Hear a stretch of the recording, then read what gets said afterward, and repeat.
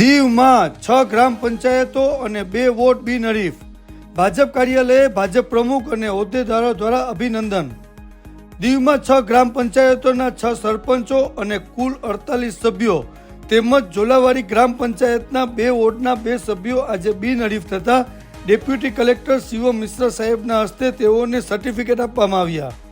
ત્યારબાદ ભાજપ કાર્યાલયે તેઓનું સન્માન કરવામાં આવ્યું. દીવ જિલ્લા ભાજપ પ્રમુખ અને નેતાઓ દ્વારા અભિનંદન પાઠવ્યા.